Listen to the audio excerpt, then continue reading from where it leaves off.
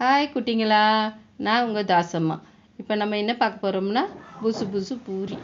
நல்லா இப்போ நான் எடுத்து வச்சுருக்கிறது ரேஷன் மாவு தான் எடுத்து வச்சுருக்கேன். நம்ம ரேஷனில் வாங்குவோம்ல கோதுமை, அந்த மாவை அரைச்சி அதான் எடுத்து வச்சுருக்கேன். இப்போ அதை 3 டம்ளர் போட்டிருக்கேன்.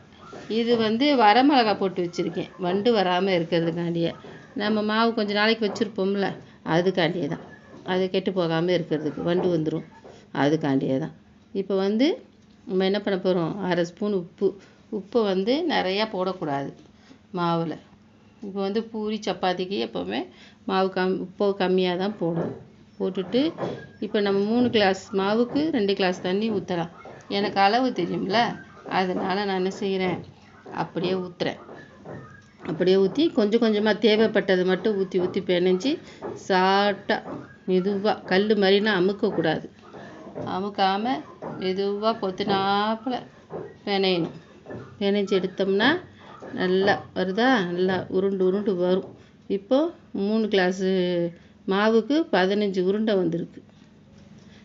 இப்போ நம்ம என்ன செய்யணும், 15 அமுக்கி தேய்க்காமல் மெதுவாக தேய்ச்சிட்டு அதை எடுத்து எண்ணெயை நல்லா காய வச்சுக்கணும். ரொம்ப காயக்கூடாது, நல்லா ஆனால் சூடு வர நல்லா காய வச்சுட்டு அதை நல்லா போட்டு நல்லா ஓரத்துல எல்லாம் வேகாமல் இருக்கும்ல, அந்த பக்கம்லாம் தட்டி அமுக்கி ரவுண்ட் பண்ணி அதை எடுக்கணும். எடுத்து திருப்பி விட்டோம்னா நம்ம என்ன செய்யும், அது ப்ரௌனிஸாக நல்லா வரும். செவந்து வரையில் நல்லா செவந்து வரதா. இப்போ ஓகே, பாய். லைக் பண்ணுங்கள், ஷேர் பண்ணுங்கள், கமெண்ட் பண்ணுங்கள், சப்ஸ்கிரைப் பண்ண மறந்துடாதீங்க.